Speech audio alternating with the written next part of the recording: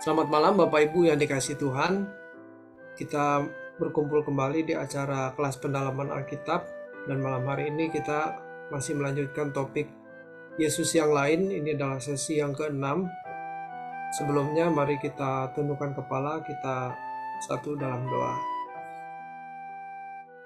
Bapa di dalam sorga, kami bersyukur untuk kesempatan yang Tuhan berikan untuk kami kembali belajar kebenaran-Mu. Terima kasih Tuhan, kami percaya Roh Kudus mencerahi pikiran kami, menolong kami untuk mengerti apa yang kami perbincangkan malam hari ini. Dan ini boleh mengubah pola pikir kami, paradigma berpikir kami, sehingga kami lebih benar di mata-Mu Tuhan, semakin sempurna di mata-Mu Tuhan. Berkati Ibu Remi yang menyampaikan kebenaran firman-Mu, Tuhan berikan hikmat akal budi. Terima kasih Tuhan, kami buka acara kelas pendalaman Alkitab kami dalam nama Tuhan Yesus Kristus. Amin. Silakan Bu Remi. Baik, selamat malam Bapak Ibu. Saya akan malam. Kembali memaparkan materi kita tentang Yesus yang lain yang bagian terakhir, yaitu di sesi ke-6. Saya share screen ya Pak ya. Ya, silakan. Oke, baik Bapak Ibu. Pada malam hari ini ada 6 materi untuk materi Yesus yang lain, yang bagian ke-6.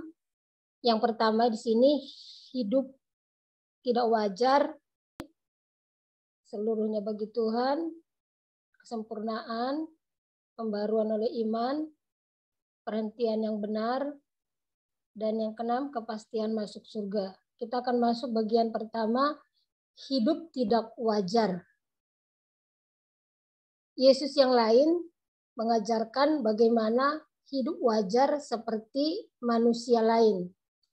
Biasanya hal itu ditambahi dengan alasan bahwa kalau hidup tidak wajar akan menjadi batu sandungan bagi orang-orang di sekelilingnya.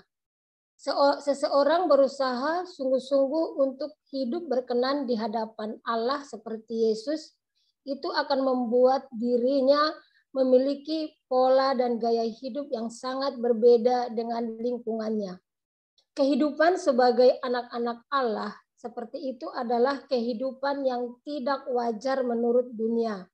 Melepaskan suatu kesenangan itu seperti mencabut nyawa.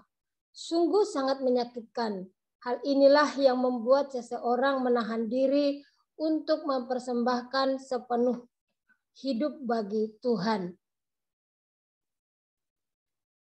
Untuk mengikut Tuhan Yesus, seseorang harus bersedia hidup seperti Tuhan Yesus, yaitu tidak memiliki tempat untuk meletakkan kepalanya.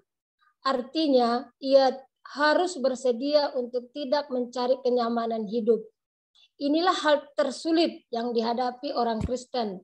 Sebab dengan mengenakan kebenaran ini, ia akan mulai merasa hidup tidak wajar. Namun sesungguhnya, inilah cara menghargai hidup. Kalau hal ini dilakukan oleh orang yang hidup sebelum zaman anugerah atau orang di luar orang percaya, bisa dimaklumi. Namun kalau orang percaya mengabaikannya, betapa celakanya. Semangat hidup orang percaya adalah semangat dari tempat yang maha tinggi, yaitu mengenakan gairah hidup Tuhan Yesus, tidak mempunyai tempat untuk meletakkan kepalanya. Kehidupan Tuhan Yesus adalah kehidupan yang hanya diperuntukkan bagi Allah Bapa, yaitu melakukan segala kehendak Bapa dan menyelesaikan pekerjaannya. Yohanes 4 ayat 34. Orang percaya akan meletakkan kepala di langit baru dan bumi yang baru dalam kerajaannya nanti. Sedangkan di bumi ini, kita semua bekerja keras untuk roti yang tidak binasa. Yohanes 6 ayat 27. Kehidupan seperti ini adalah kehidupan yang dikatakan Paulus. Sebab kamu telah mati dan hidupmu tersembunyi bersama dengan Kristus di dalam Allah. Kolose 3 ayat 3. Memang tidak hanya orang yang bersedia hidup dengan cara demikian. Jika seorang berani masuk pergumulan sebagai orang Kristen sejati seperti ini, ia barulah bisa menghayati nilai kekristenan yang luar biasa yang tidak bisa dibandingkan dengan agama apapun. Dalam hal ini, kita bisa memahami bahwa roda kehidupan kekristenan baru bisa berjalan kalau seseorang sungguh-sungguh bersedia meninggalkan kesenangan dunia. Hal ini menjadi ciri yang tidak bisa dibantah dari kehidupan seseorang yang sungguh-sungguh telah diselamatkan. Inilah kekristenan yang sejati atau orisinal. Jadi Bapak Ibu yang dikasihi Tuhan, hidup yang tidak wajar inilah sesungguhnya hidup kekristenan yang sejati. Tapi banyak orang-orang tidak mau hidup yang tidak wajar. Mengikut Tuhan itu maunya hidup yang wajar. Karena tidak hidup yang wajar ini adalah kehidupan yang tidak normal bagi orang-orang Kristen yang tidak sejati di dalam mengikuti Tuhan Yesus. Jadi banyak orang mengikut Tuhan itu hanya untuk mencari hidup yang wajar seperti orang-orang dunia lainnya. Orang percaya berusaha melepaskan segala kesenangan hidup mengalami sakitnya ketika melakukan keinginan Bapa dan membunuh keinginannya sendiri. Proses melepaskan kesenangan sendiri ini dimulai dari hal-hal sederhana yang tidak sulit untuk dilepaskan. Kalau jujur, ia akan berkata bahwa ia tidak bisa hidup tanpa kesenangan tersebut. Kesenangan itu bisa berupa seseorang atau sesuatu, kekayaan, kehormatan, kedudukan, kenikmatan makan minum, atau pesta, hobi, perhiasan, model pakaian, dan lain sebagainya. Kesenangan yang paling dianggap tidak melanggar kehendak Tuhan adalah hidup wajar seperti manusia lain. Sejatinya itu juga kesenangan yang harus dilepaskan. Kenyataan yang ada sekarang ini, banyak orang Kristen yang tidak siap memasuki kehidupan yang luar biasa sebagai anak-anak Allah yang luar biasa. Mereka tidak bersedia meninggalkan kesenangan sendiri. Salah satu di antaranya tertulis dalam Lukas 9 ayat 57 sampai 62. Mereka mau mengikut Tuhan Yesus tetapi tidak mau membayar harga mahal pengiringannya kepada Yesus. Mengikut Tuhan Yesus berarti mengikuti cara hidupnya dan melakukan apa yang diajarkan Tuhan Yesus. Jika tidak melakukan hal itu, berarti ia menolak keselamatan. Hal ini sebenarnya sama dengan menukar hak kesulungan dengan semangkuk makanan. Ibrani 12 ayat 16 sampai 17. Bagi orang Kristen tidak menyadari hal ini. Mereka berpikir bahwa hak keselamatan sudah mereka miliki dengan sendirinya dan tidak pernah bisa hilang. Nah, hal seperti inilah yang harus dirubah dengan cara pandang dan cara berpikir banyak orang-orang Kristen bahwa dengan beragama Kristen pasti akan selamat dan keselamatannya tidak akan bisa hilang tanpa melakukan apa yang dikehendaki oleh Tuhan. Kita akan masuk di bagian kedua, seluruhnya bagi Tuhan. Yesus yang lain mengajarkan bahwa dengan mempersembahkan sesuatu itu harus dihitung dengan persentase. Tetapi Yesus mengajarkan orang percaya untuk mempersembahkan hidup seluruhnya tanpa batas kepada Allah. Orang percaya tidak boleh menggunakan harta yang ada padanya sesuka hatinya. Nah, ini Bapak Ibu ya yang banyak di sini ini yang susah orang-orang lepaskan bahwa orang-orang Kristen itu banyak berpikir bahwa harta yang dimiliki itu adalah kepunyaannya sehingga dia mempergunakannya dengan sesuka hatinya. Orang percaya harus menggunakan sesuai dengan kehendak Tuhan secara tepat. Untuk hal ini dibutuhkan kepekaan untuk mengerti kehendak Tuhan dengan tepat. Penggunaan harta dengan persembahan bagi Tuhan sangat bertalian dengan kedewasaan rohani seseorang. Orang yang dewasa rohani memahami dan menerima bahwa segenap hidupnya adalah milik Tuhan. Dengan penebusan oleh darah Tuhan Yesus, kita tidak lagi memiliki apapun atas diri kita. Jadi kita tidak berhak lagi, tidak bermilik lagi oleh karena kita sudah ditebus oleh darah Tuhan Yesus. Karena firman Tuhan berkata bahwa kita ini bukan milik kita lagi, tapi kita adalah milik Tuhan. Diri kita telah dimiliki oleh Tuhan Yesus 100%. Kalimat bahwa kita bukan milik kita sendiri adalah kalimat final yang tidak perlu ditambahi kalimat atau penjelasan lainnya. Artinya, sejak kita menerima penebusan darah Yesus Kristus, kita tidak berhak atas hidup kita sama sekali. Dengan keadaan hidup seperti ini, kita seharusnya tidak mungkin bisa menjadi sama dengan dunia ini. Dan kita tidak mungkin juga dapat hidup wajar seperti manusia lain. Memang selalu menjadi masalah mengenai berapa jumlah persembahan dalam bentuk uang yang patut diberikan kepada Tuhan melalui gereja. Kalau jujur, sebenarnya rumit untuk menemukan persentase dari kehidupan ini. Yesus berkata bahwa orang percaya tidak boleh memiliki dua tuan. Matius 6 ayat 24. Harus melepaskan dirinya dari segala miliknya. Lukas 14 ayat 33. Dan mengikut Yesus dengan melepaskan semua kekayaannya untuk orang lain. Matius 19 ayat 21 sampai 23. Seharusnya kalau firman Tuhan menyatakan bahwa segenap hidup kita adalah milik Tuhan, kita tidak lagi memperdulikan perhitungan persentase untuk Tuhan. Kenyataan yang kita jumpai hari ini, banyak orang merasa bahwa semua yang dimilikinya adalah miliknya sendiri. Tidak heran jika hartanya bertambah banyak, rumahnya semakin besar, mobilnya semakin mewah, perhiasannya semakin berkilauan, barang-barangnya semakin branded, dan lain sebagainya. Inilah irama hidup manusia pada umumnya, termasuk banyak orang Kristen.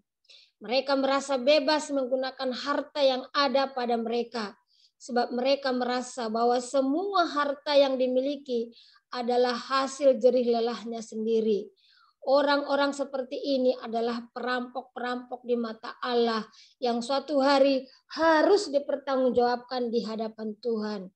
Sangat mengerikan sekali ya Bapak Ibu ya. Kalau orang merasa bahwa apa yang dia miliki itu adalah miliknya sendiri.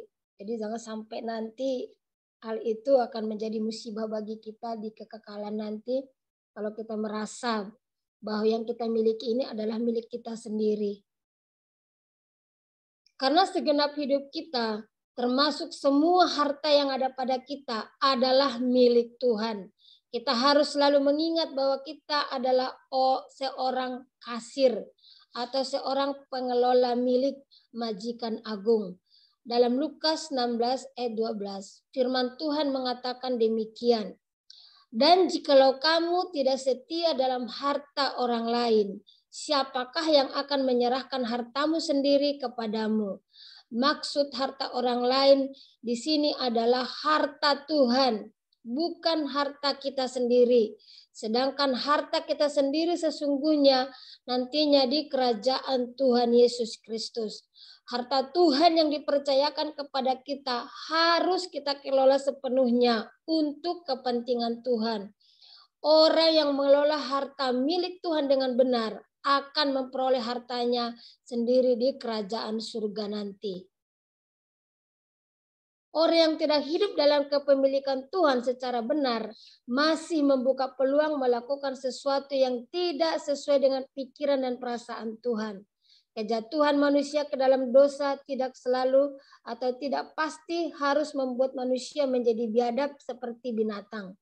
Manusia masih memiliki peluang untuk memiliki sebagian hidupnya guna melakukan apa yang menurut dirinya sendiri baik. Namun itu bukan standar yang dikehendaki oleh Allah. Seperti umat perjanjian lama, karena tidak mengenal anugerah di dalam Yesus Kristus, mereka belum bisa dikembalikan ke rancangan semula. Itulah sebabnya mereka belum bisa dituntut untuk dapat mengembalikan segenap hidupnya bagi Tuhan. Umat perjanjian baru harus mengembalikan segenap hidupnya bagi Tuhan tanpa batas. Kita akan masuk bagian ketiga, kesempurnaan. Yesus yang lain mengisyaratkan bahwa kesempurnaan tidak bisa terwujud di bumi, kesempurnaan hanya terwujud di surga. Namun, Yesus jelas mengatakan bahwa orang percaya harus sempurna seperti Bapa. Matius 5 ayatnya ke-48. Sejak di bumi, sempurna seperti Bapa artinya dalam segala yang dilakukan selalu sesuai dengan pikiran dan perasaan Allah. Kesempurnaan yang dimaksud di sini adalah kesempurnaan manusia. Hal ini kita bahas sebab Alkitab berbicara mengenai hal tersebut.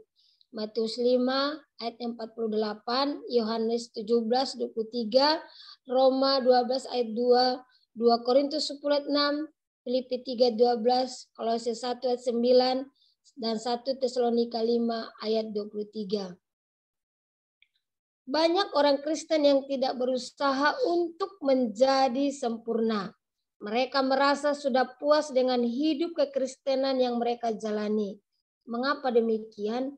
Mereka memiliki argumentasi sebagai alasan untuk membela diri atas keadaan mereka dan menjadi dasar hidup kekristenan mereka. Biasanya argumentasi yang menjadi alasan mengapa mereka tidak berusaha untuk sempurna karena pikiran mereka tidak tertawan oleh konsep bahwa tidak ada manusia yang sempurna, dan ditambahkan lagi bahwa manusia adalah makhluk yang penuh kekurangan dan kelemahan di hadapan Tuhan. Jadi inilah yang menjadi konsep yang salah, inilah yang menjadi argumentasi banyak orang Kristen sehingga mereka tidak berjuang untuk hidup sempurna seperti yang diinginkan oleh Tuhan. Bahwa mereka berpikir bahwa kita tidak mampu untuk menjadi sempurna. Dengan demikian tersebut mereka bermoral mental block. Artinya sudah merasa tidak akan pernah mencapai kesempurnaan tersebut. Firman Tuhan jelas sekali menunjukkan bahwa kita harus mencapai kesempurnaan. Sikap skeptis adalah sikap tidak mempercayai pribadi Allah. Kesempurnaan masing-masing individu berbeda. Sikap skeptis menunjukkan ketidakpahaman seseorang mengenai kesempurnaan orang percaya di dalam Tuhan. Orang-orang tersebut pasti tidak pernah menggumulinya dengan benar. Sikap curiga dan skeptis ini akhirnya berujung pada penolakan. Penolakan terhadap panggilan untuk sempurna sama dengan penolakan untuk mengerjakan keselamatan. Jadi sikap seperti inilah yang sering dimiliki sehingga tidak berjuang untuk mencapai kesempurnaan yang diinginkan oleh Bapa kepada tiap-tiap kita. Dan kesempurnaan itu pasti berbeda bagi setiap individu. Kesempurnaan dalam Matius 5:48 menunjukkan pada kualitas moral seperti yang dimiliki oleh Allah Bapa. Allah Bapa berfirman agar umat pilihan menjadi kudus seperti Dia kudus. 1 Petrus 1:16. Hal ini sama dengan mengambil bagian dalam kekudusan Allah. Ibrani 12 ayat 10.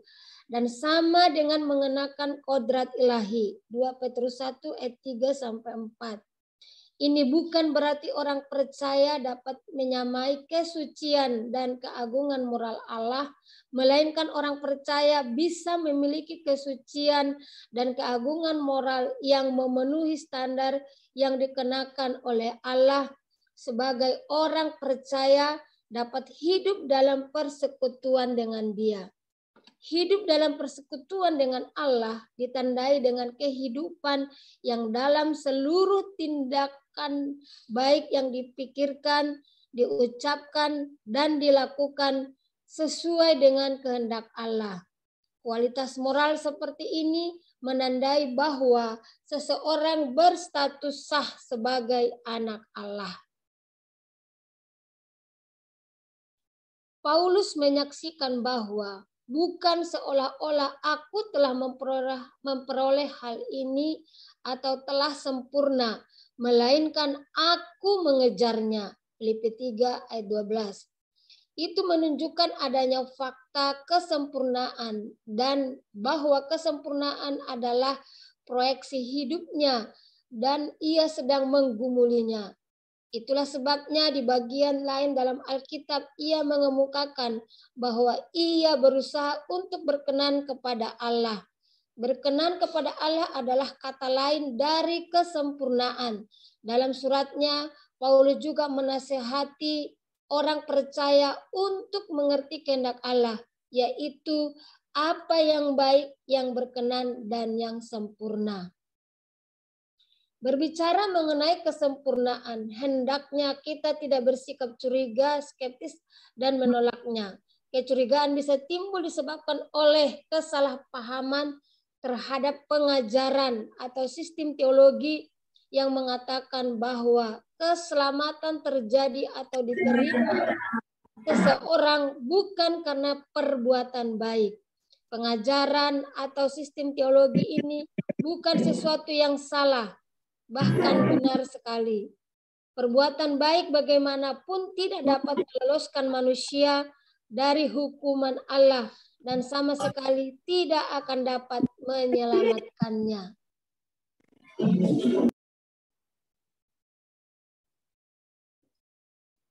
Kita akan masuk ke bagian 4, pembenaran oleh iman.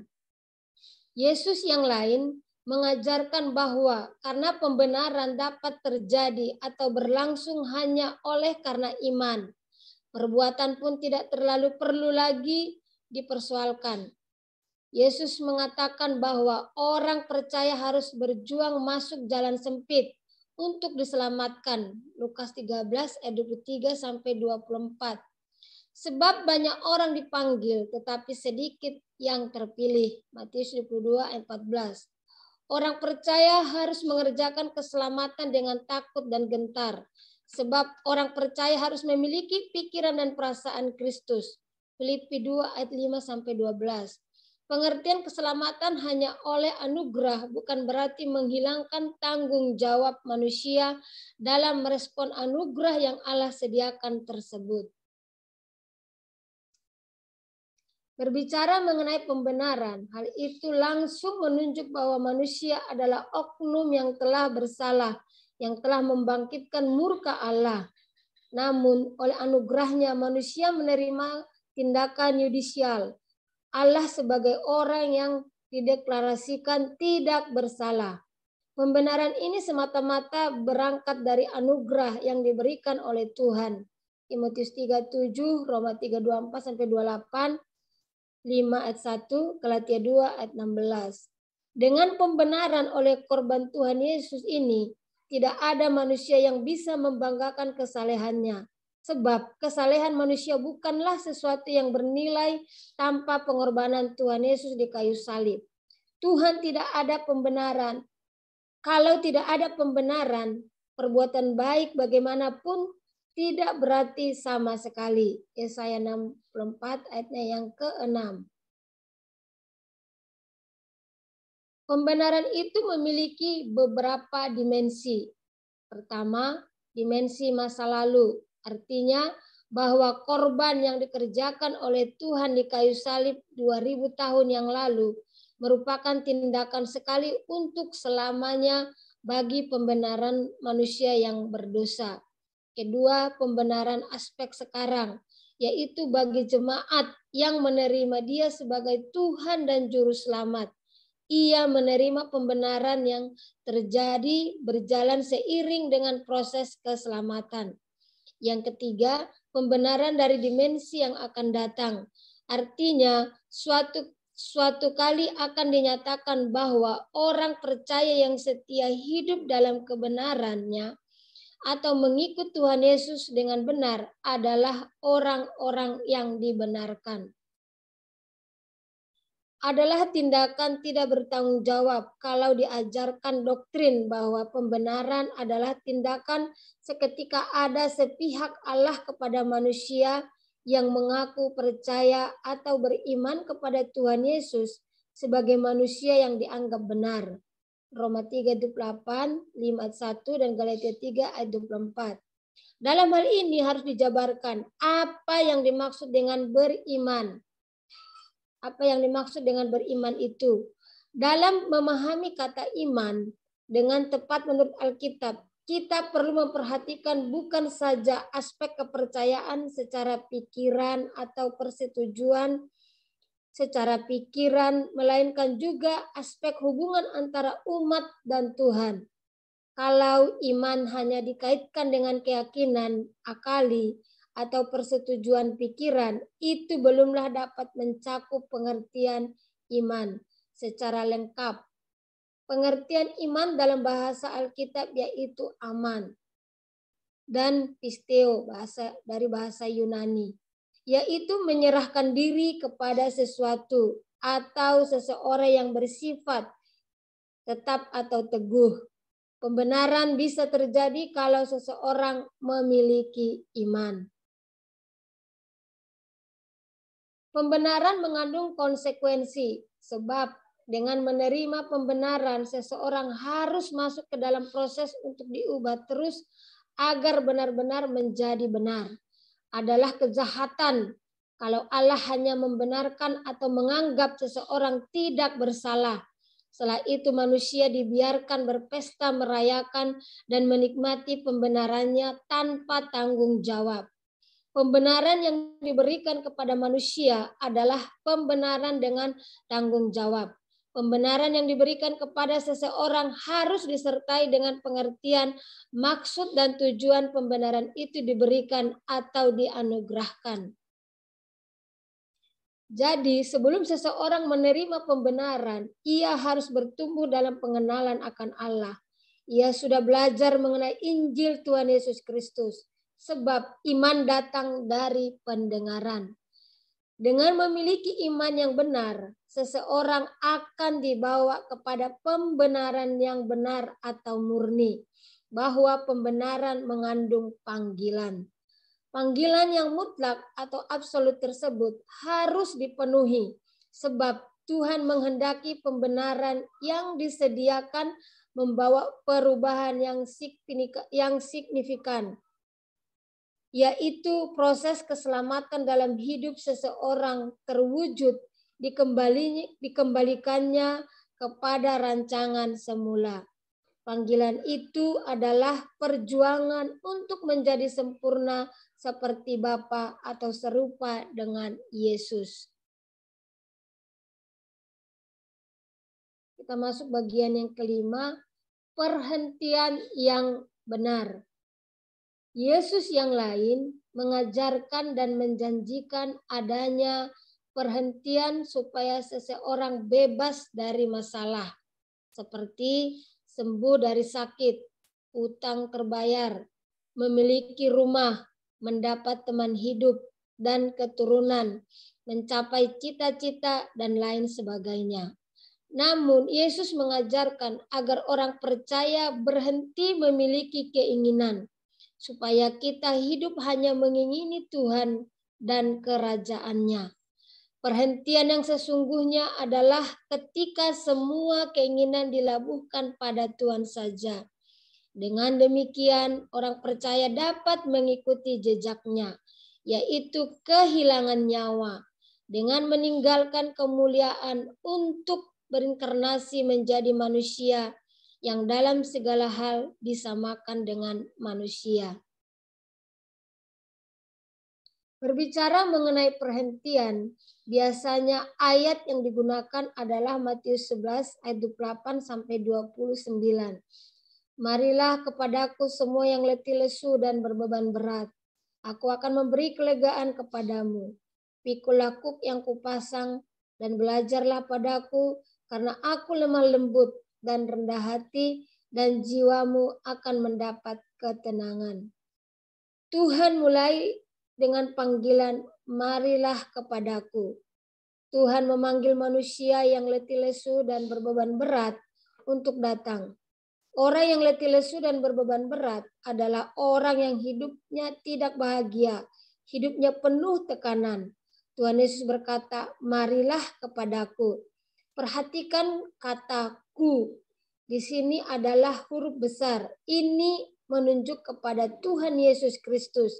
Yesus menjanjikan kelegaan. Kata kelegaan dalam teks aslinya adalah anapauso, yang artinya perhentian atau istirahat. Perhentian di sini bukan berarti berhenti dari keadaan yang tidak menyenangkan, yang dikatakan sebagai letih lesu dan berbeban berat.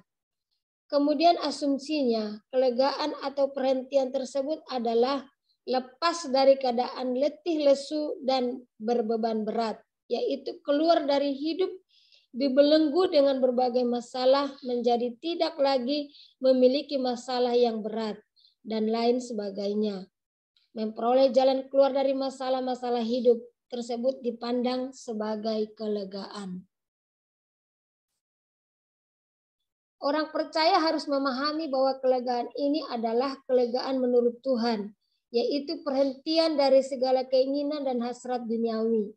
Keinginan-keinginan duniawi dikemukakan oleh Yohanes dalam 1 Yohanes 2 ayat 16, ya, yang tertulis, sebab semua yang ada di dalam dunia, yaitu keinginan daging dan keinginan mata, serta keangkuhan hidup, bukanlah berasal dari Bapa, melainkan dari dunia. Selanjutnya Yohanes mengatakan, dan dunia ini sedang lenyap dengan keinginannya, tetapi orang yang melakukan kehendak Allah tetap hidup selama-lamanya. Keinginan kita hanyalah Tuhan dan kerajaannya saja. Selama seseorang masih dibelenggu dengan segala keinginan, ia akan tetap dalam keadaan letih lesu dan berbeban berat. Orang percaya harus belajar dari Tuhan, yaitu memikul kuk yang diberikan kepada kita. Kuk itu adalah sarana Tuhan untuk mendidik kita agar dapat melepaskan diri dari segala keinginan. Sehingga prinsip hidup kita adalah makananku ialah melakukan kehendak Dia yang mengutus aku dan menyelesaikan pekerjaannya. Yohanes 4 ayat 34. Banyak pendeta mengartikan kelegaan di sini sebagai terlepasnya seseorang dari berbagai masalah-masalah kehidupan yang fana di dunia. Berbagai masalah-masalah kehidupan yang fana dunia ini. Hal ini menggambarkan Yesus yang lain yang mengajarkan hal tersebut. Yesus yang menjanjikan kelegaan dengan menyingkirkan masalah-masalah kehidupan, seakan-akan kelegaan bisa dialami kalau terbebas dari berbagai masalah kehidupan. Itu adalah Yesus yang lain. Yesus yang sejati adalah Yesus yang mengajarkan damai sejahtera yang melampaui segala akal, yang tidak sama seperti yang diberikan dunia ini. Yesus yang sejati mengajarkan orang percaya untuk mampu menikmati ketenangan di tengah-tengah penderitaan, bahkan aniaya. Kita akan masuk bagian ke-6 yang terakhir, kepastian masuk surga. Yesus yang lain mengajarkan kepastian masuk surga dari keyakinan dalam pikiran, yaitu mempercayai bahwa kalau sudah percaya kepada Yesus, jika meninggal dunia, seseorang pasti akan masuk surga. Para pembicara Yesus yang lain mengajarkan bahwa kepastian masuk surga dibangun dari keyakinan dalam nalar yang dilandaskan oleh format-format doktrin atau sistem-sistem teologi. Biasanya mereka memahami keselamatan sebagai terhindar dari neraka dan diperkenan masuk surga. Ini ya Bapak Ibu ya, banyak pemahaman-pemahaman seperti ini bahwa hanya beragama Kristen pasti akan masuk surga. Kepastian keselamatan banyak orang Kristen dibangun dari keyakinan dalam pikiran berdasarkan pandangan teologi tertentu seperti yang diajarkan Yesus yang lain. Hal ini terkait dengan pengertian iman.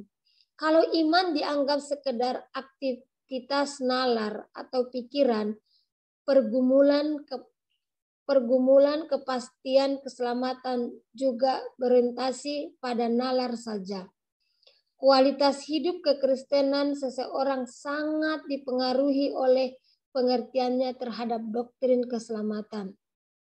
Oleh sebab itu, orang percaya tidak boleh salah dalam memahami doktrin ini.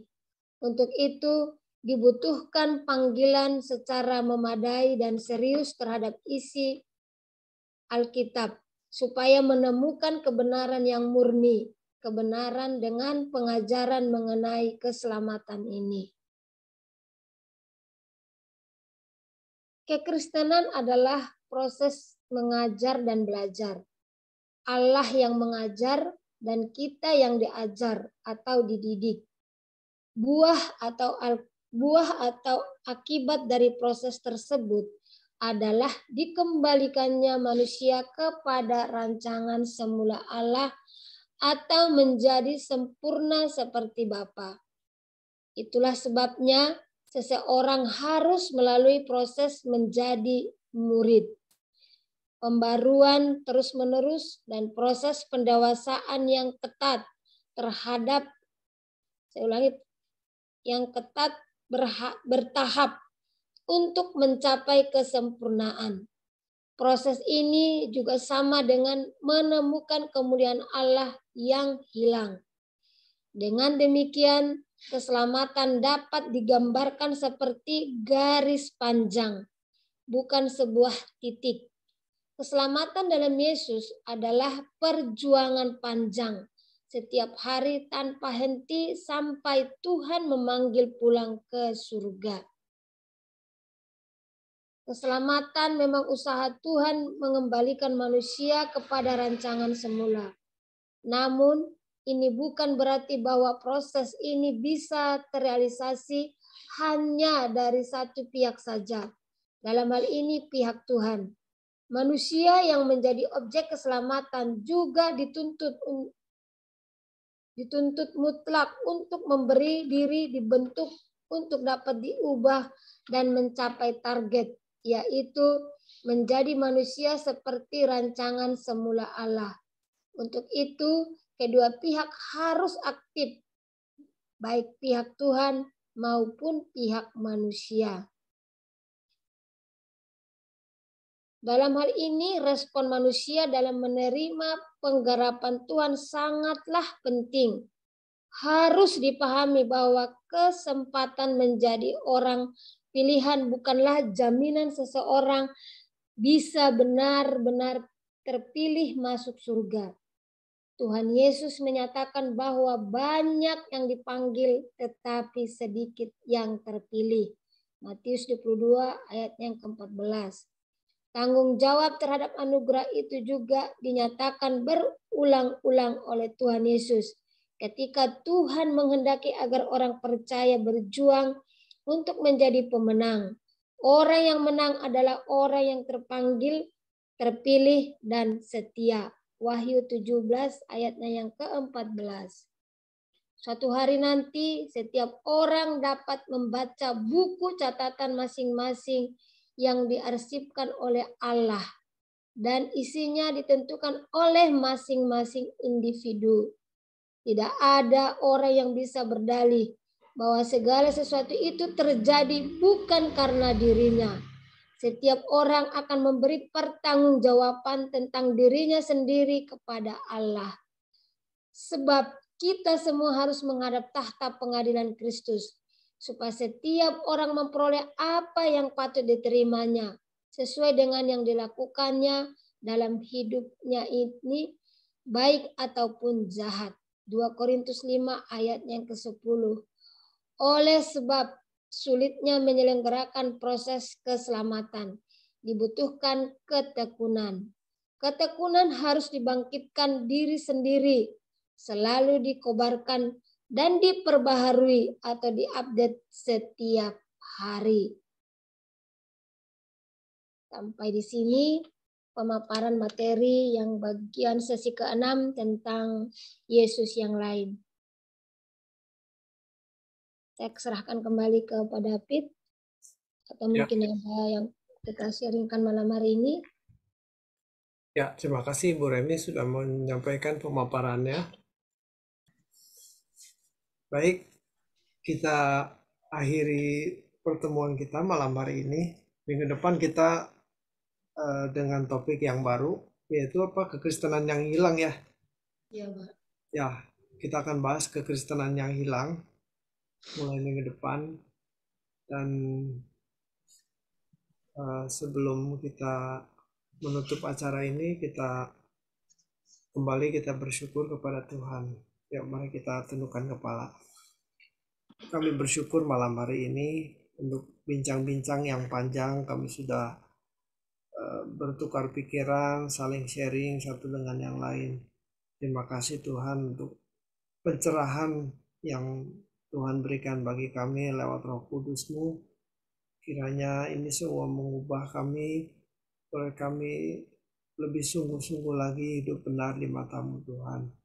Kami menerima banyak pemikiran, namun biarlah Roh Kudus juga menolong kami untuk kami bisa melakukannya dengan benar, dengan tepat, dan menyelesaikan semua apa yang Tuhan tugaskan bagi kami, sehingga kami sempurna di mata-Mu Tuhan. Terima kasih Tuhan, berkatilah kami semua yang mengikuti acara pendalaman Alkitab ini. Tuhan menolong kami mau beristirahat malam hari ini, kami serahkan sepanjang malam hari ini. Terima kasih Bapa. Doa kami yang kami persembahkan di dalam nama Tuhan Yesus Kristus saja. Haleluya. Amin. Oke, selamat malam. Selamat malam. Selamat malam semuanya. Terima kasih. Terima kasih ya Bu Remi, Ibu Selin. Selamat malam. Pak James, Pak David, Ibu Mahda. Selamat malam Ibu Sarah juga. Oke, bye-bye. Selamat malam.